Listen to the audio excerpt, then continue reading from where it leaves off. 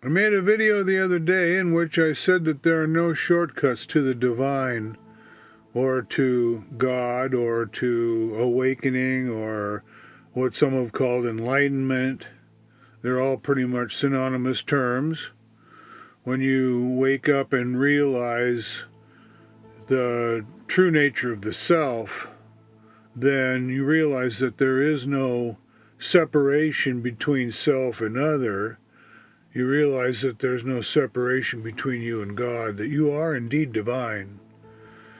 The Buddha claimed that we've been cycling through samsara or maya, the illusions of the separate self, the illusions that are created by this egoic self, for lifetimes, and that we get stuck working through various samskaras or mental impressions, negative mental impressions that are ingrained in us as a result of our karma and our behaviors from the past, and that our attachments and our aversions and our clinging and our wanting and our desires create these diversions along the way that keep us stuck in the illusion of the separate self, and that we're all ultimately going to realize our true nature because we're all already enlightened.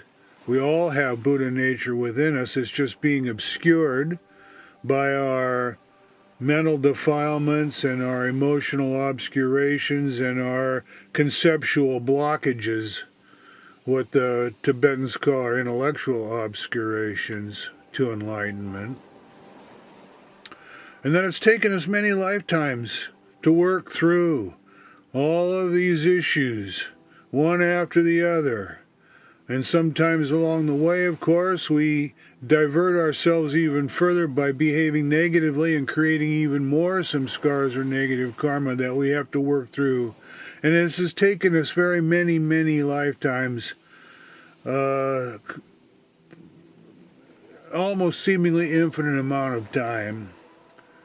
The Buddha said that life is suffering, of course, and he said that in the course of our lifetimes, we've all cried an ocean of tears. Is how many lifetimes it's taken us to get to this point. I have no reason to doubt this, although I don't know directly that it's true, but I do know that there are some shortcuts to God, to the divine, that there are more direct paths to the divine, which requires ultimately surrender, self-effacing, renunciation. The path that I've been advocating on this channel is one in which we simultaneously cultivate the holy virtues and integrate them into our daily life and strive to become a good and better person on a daily basis, while also foregoing the negative entrapments such as lust and greed and selfishness and anger, and there's this whole host of intellectual and emotional blockages or obstructions along the way that we need to forego, that we have to learn to surrender, to renounce, to let go of. These are the things that I've been talking about in this channel most recently. I began the channel talking about the positive or holy virtues that we need to actively cultivate. And of course, these are two sides of the same coin. When you are cultivating humility, patience, warm-hearted loving kindness, love for one another, you're also simultaneously foregoing the negative obscurations to enlightenment. This is the safest pathway to the divine. This is a sure-fired way of loosening the grip of the egoic self so that one is receptive to divine grace, which is what's required for awakening. It's not something that you can bring about yourself. It's something that happens as a result of divine grace when one's ready. And the best we can hope for is to make ourselves receptive to receiving this grace. Now, according to many enlightened beings who have come before us, the surest way to the divine, the quickest way to the divine, is to be fortunate enough to come into the presence of a perfect master, a perfectly enlightened being, which is extremely rare. It would be the most fortuitous moment of your life. And then to not only meet a divine being, a perfectly enlightened being, but to fall at their lotus feet with total renunciation and surrender and obedience, and to completely forego and renounce the self and follow their directions to the T, with complete and total renunciation of all worldly concerns, the self. This is the quickest way to achieve enlightenment in one lifetime. But of course it's extremely rare, and it's a very, very, very rare event for you to come across or to meet a perfectly enlightened being. I certainly haven't met one. I think it would take an act of grace to just come across a perfectly enlightened being, a perfect master. So, forgoing this possibility, the surest, the safest way to the divine, as I mentioned, is to cultivate the holy virtues and forego what Jesus called the sins, the negative intellectual and emotional obscurations to enlightenment, which are all based on selfishness and the supporting, building up, and creating a scaffolding for the egoic self.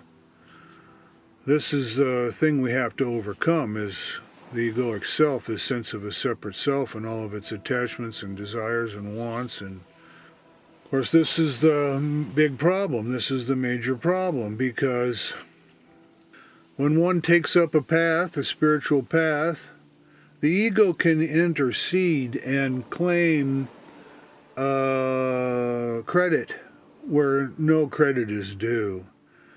And we have to be ever on the alert for spiritual pride, for example, in which the egoic self claims the spiritual path as a means of shoring up itself and saying, look at me, how advanced I am, or, oh, I'm so happy that I'm ahead of that other person.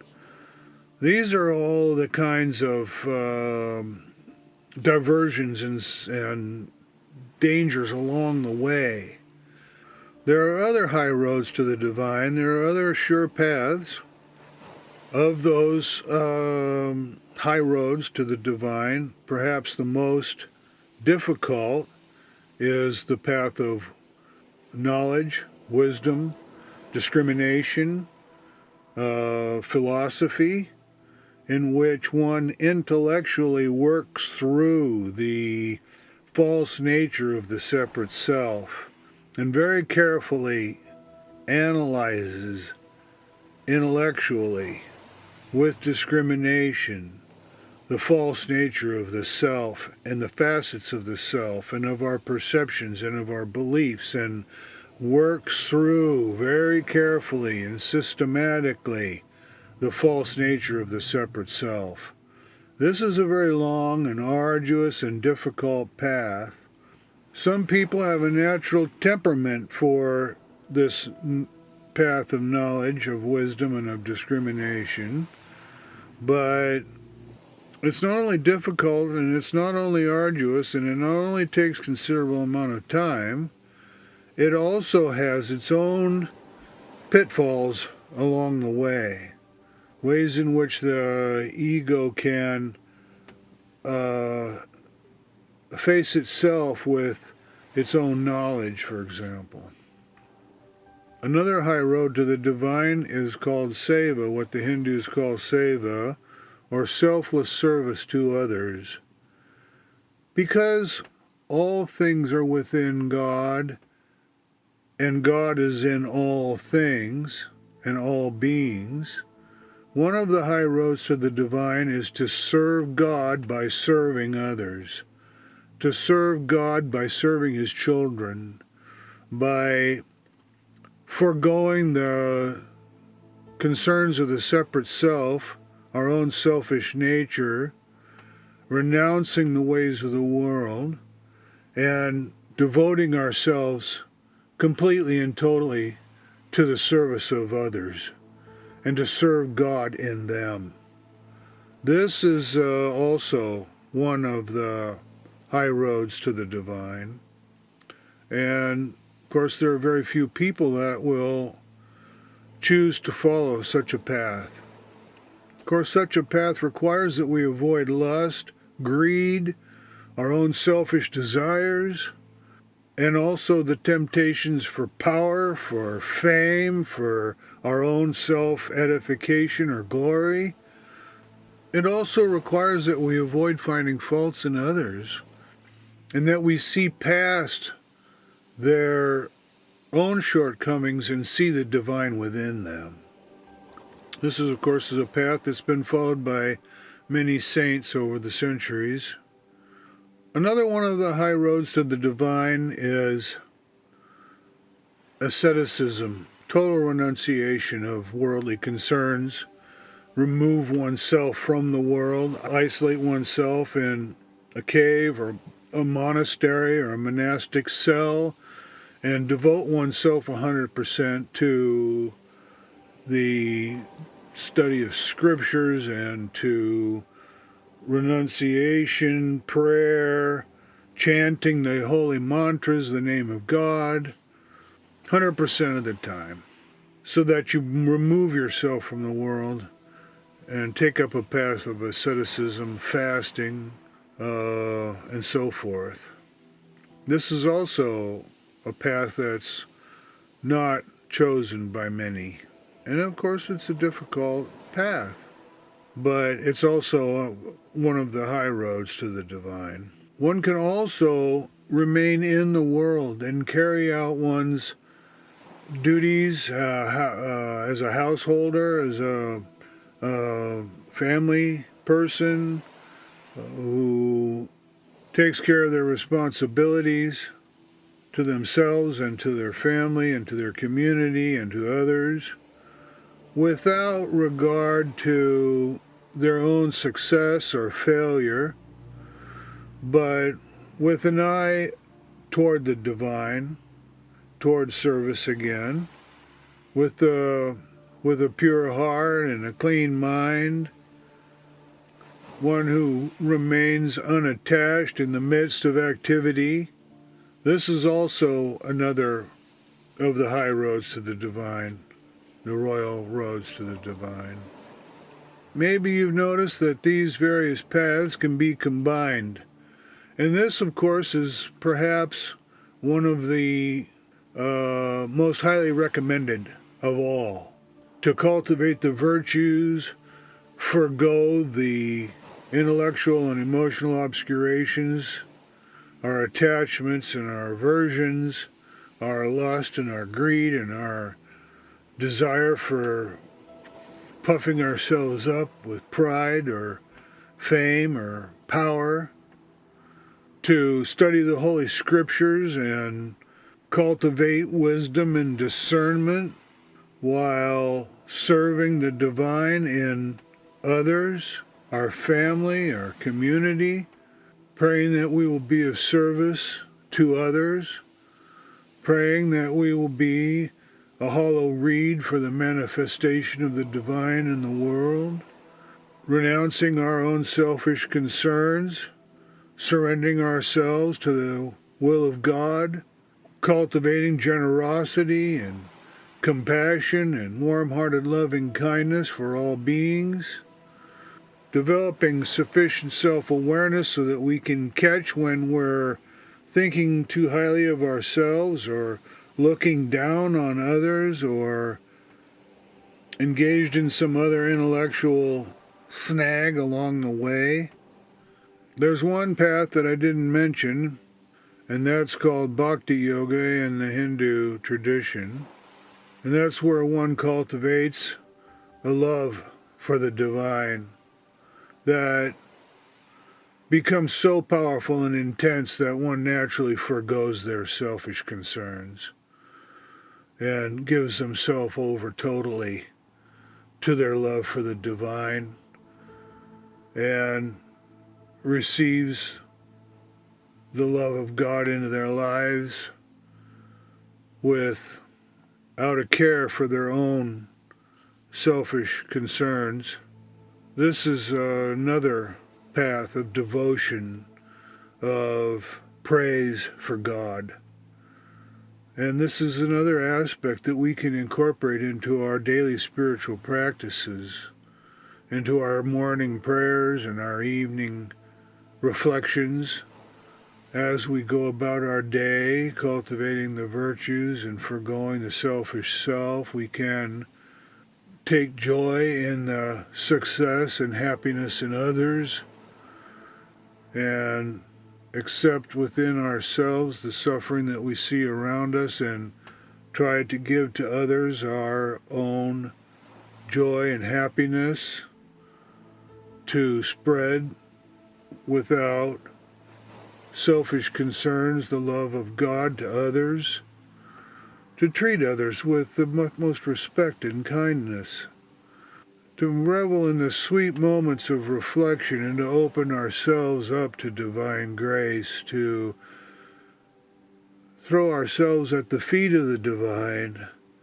to surrender ourselves, to let go, to pay attention with discrimination and wisdom, to read Holy Scriptures and the biographies of saints and enlightened masters who've come before us.